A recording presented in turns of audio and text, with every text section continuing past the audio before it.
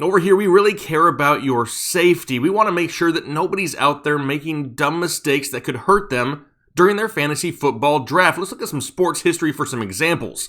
Yeah, Ken Griffey Jr., back in the day, accidentally put his cup on the wrong way, pinched one of his meat kiwis, and the next thing you know, he's missing a game just to ice his boys. What about Orlando Brown of the Cleveland Browns? No relation. Back in 1999, dude got called for a false start and took a flag to the eye. Who knew that not knowing the snap count could lead to 3 months of legal blindness? I mean, come on, who knew? And then what about Sammy Sosa? One time he sneezed so hard, he threw his back out and missed 3 weeks of games. I mean, come on. You can swing a corked bat, but you can't sneeze. What's going on there? Really? Seriously? Anyway, we want to make sure that we're limiting some of these dumb mistakes, especially during your fantasy football draft. So let's take a look this year at a few of the safest wide receivers in fantasy football.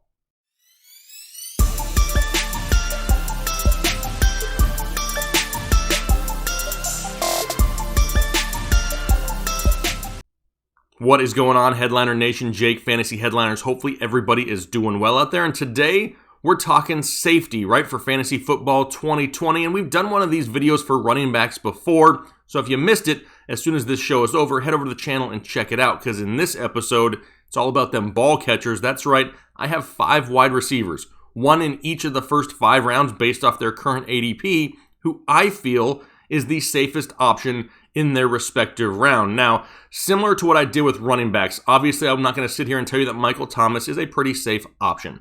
I think that you're smarter than that, and I don't want to sit here and waste your time. So I've kind of omitted the number 1 overall wide receiver on everybody's books. However, I will say, in this episode last year, in 2020, my safest wide receiver to own in the first round was Michael Thomas. So hopefully I can hit it right again this year, and we're not going to waste a whole lot of time. The first name we're talking about inside the first round is going to be Tyreek Hill, wide receiver of the Kansas City Chiefs. So really, honestly, I probably could have put Devontae Adams here of the Green Bay Packers, but there's just something surrounding that situation there in Green Bay that just seems off to me this year. Does anybody else really feel that? A lack of big-name free agents. Then they drafted Jordan Love, which caught a lot of people off guard. Then they drafted A.J. Dillon, another running back, which really caught more people off guard since they already have Aaron Jones and Jamal Williams. And then they brought in Devin Funchess. Who really wants to bring in Devin Funchess?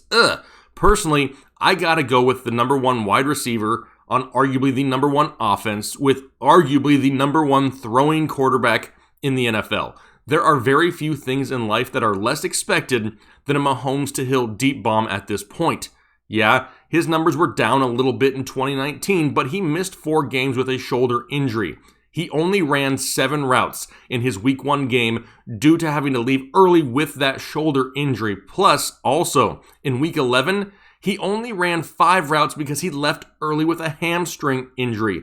Luckily, Week 12 was the bye and he didn't have to miss any more games after that, but the guy missed time. Realistically, if you take out those 2 games with injuries, he missed 6 games, but yet still had 860 yards and 7 touchdowns. If he plays all 16, he's easily back up there in that 1,300-yard range with right around 10 touchdowns, similar to what he put up in 2018 and in 2017. The guy isn't injury prone, had some bad luck last year, and he should be a full go here in 2020. His elite speed, which everyone knows about, allows him to get open at will. His 1.97 yards of separation per target shows that. I mean, that's almost 6 feet of openness every time Mahomes throws him the ball. No matter what additions they have added to that backfield with Clyde Edwards-Helaire, they're going to throw the ball with Patrick Mahomes. Like I said last year, I really liked Michael Thomas in this same first round. It worked out great.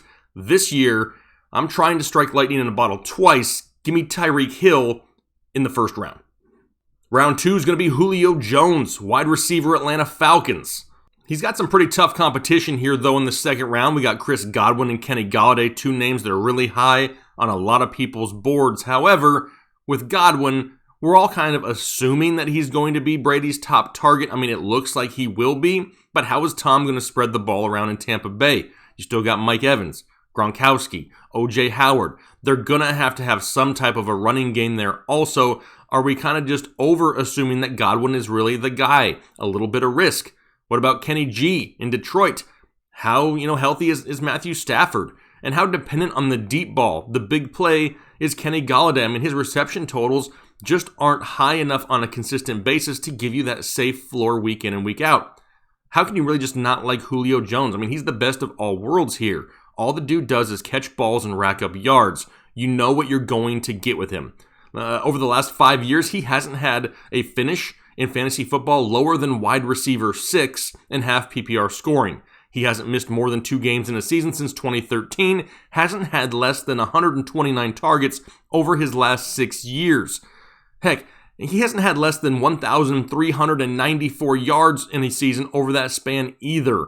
He's averaging right around 96 yards per game for his career, which is about as safe as you can get, and we all wish that he could score more touchdowns, but he really makes up for it in receptions and yards. What really makes him safe, though, in my opinion, is he's not just some dink and dunk wide receiver that's dependent on the huge volume. The deep ball plays a big part, and he can save your fantasy day. He has a contested catch rate of 48%, which is inside the top 12, and led the NFL in total target distance. They're looking down the field for Julio Jones, but obviously by the numbers that we stated earlier, he's getting a large amount of them. Not just 1 or 2 a game and then we don't see Julio. He's highly involved. It just shows that his routes are deep and we know he can come down with the jump balls. Now we expect Calvin Ridley to take a step forward in this offense this year, which should draw some of the defensive attention away. Plus, they've added Todd Gurley in the backfield. Could that draw more defenders inside the box and make more one-on-one coverage on the outside for Julio? Entirely possible. Now, Calvin Ridley's going to have to step up, but Julio Jones has never really had that, all-pro number 2 right next to him to really draw away defensive coverage, and he's done just fine. In my opinion, you can't get any safer than Julio Jones here in the second round. Third round now. In the third round, I'm going to go with Cooper Kupp, wide receiver of the Los Angeles Rams. Now, last year's wide receiver 4 overall. But it was really like the tale of 3 seasons for Cooper Kupp last year in 2019, right? Through the first 5 weeks of the season, he was wide receiver 3. Then weeks 6 through 12, dropped all the way down to wide receiver 33. Then finished the season pretty strong. From week 13 through week 17, finished as wide receiver 9. That middle stretch of the season really hurt a lot of people and caused a lot of people to kind of be off the Kupp bandwagon here in 2020. But maybe there was something going on there in the middle of the season that we just didn't know much about. During that middle stretch of the season, he only averaged 27 routes per game. In all of his other games throughout the season, he averaged at least 35 routes per game. So his usage was slightly down there middle of the season. Now sure, late in the season, the breakout of Tyler Higbee really limited Kupp, but he still proved to be one of Goff's favorite targets, especially inside the red zone. He was number 3 among all NFL wide receivers with 16 red zone receptions, and despite the insurgence of Higbee, Kupp still ended with 134 targets on the year. The yardage really dropped the end of 2019, but the touchdowns didn't. He ended the season scoring touchdowns in 5 straight games, which really helped his owners down the stretch. Now we know Brandon Cooks, he's gone, which is 72 targets that are open, but you kind of have to expect that the bulk of those go towards Josh Reynolds, maybe even rookie Van Jefferson. I expect them to get the bulk of those. But we know there's no more Todd Gurley either. Do they really focus more on the short passing game and Cooper Kupp? They already throw the ball 41 times a game, which is 6th most, but there's still room to expand there at that passing game. Let's not forget either. Last year was the first year that he came back from a torn ACL after only recovering for about 9 to 10 months. So he's fully healthy now. He's 100%. He's totally past the ACL injury, back to full health. I'm looking for the Kupp to runneth over here in 2020. Now, moving on, 4th round. A lot of people may not agree with this, but I got to try to back it up a little bit because remember, we're not talking about ceiling. We're not talking about the sexiest name. We're talking about the safest name. And I got Keenan Allen, Los Angeles Chargers wide receiver here in the 4th round. This one was tough also because he's got an ADP the same round as Calvin Ridley. And I love Calvin Ridley here this year. We just talked about him when we mentioned Julio Jones. But remember, we're talking safety. And he is safer, in my opinion, than Calvin Ridley. Calvin Ridley's ceiling is ridiculously higher, though, at this point. So it really depends on how your draft has gone up until this point, whether you need to play it safe or take that risk on the higher ceiling with Ridley. Allen is someone who I went in depth on a video just about a week or so ago, a draft or pass video for wide receivers. I have some more information over there on him, and if you're looking for it, also you can check that video out also. He should continue to get number 1 wide receiver targets though, right? He's going to be right around that 120 targets a year range, which is definitely enough to make him a fantasy viable option, especially in the 4th round. He can rack up receptions underneath and isn't reliant on huge deep throws down the field, kind of like Mike Williams is, a little bit more big play dependent. However, Keenan can still make the big plays happen. He was top 10 in the NFL in yards after catch in 2019. And now, with no Melvin Gordon, maybe the focus is a little bit more on the short passing game and Keenan Allen. Heck, even last year, with Phillip Rivers under center, the Chargers only threw on average 34 times a game. That's 26th out of 32 teams. It's not like they can go backwards that much more if Tyrod is the quarterback, but that's the biggest question, right? How long is Tyrod going to be the quarterback until we see rookie Justin Herbert? Now, regardless of the quarterback, though, I still think that Keenan Allen can thrive regardless. He's got the ability to take the short throws from Tyrod and turn them into big gains, or he has the ability with his great route running to create separation and stretch the field with Herbert. His ceiling is lower this year. Absolutely, 100%, I have no issues saying that. He's not maybe what he was a few years ago here over the past 3 years with Phillip Rivers, but this guy hasn't finished lower than wide receiver 12 over the last 3 seasons, and even if we see a slight regression, he's still a super safe pick here in the 4th round, in my opinion. Now, on to the 5th round, and I'm going back to a team we've already talked about. In my opinion, Robert Woods is going to be the safest wide receiver here in round 5 of the Los Angeles Rams. Now, I could have gone a couple different ways here, right? I mean, we got T.Y. Hilton, Tyler Lockett, Stephon Diggs, DK Metcalf, Devontae Parker, DJ Chark, a lot of options here in the 5th round, but I don't think any of them are going to be safer than Robert Woods. So I'm going 2 for 2 here with Rams wide receivers. I mean, the dude just gets targets, right? End of 2019, he had 7 straight games of at least 9 targets a game. He's had at least 130 targets each of the last 2 seasons and is averaging just under 1,200 yards a season over those 2 years.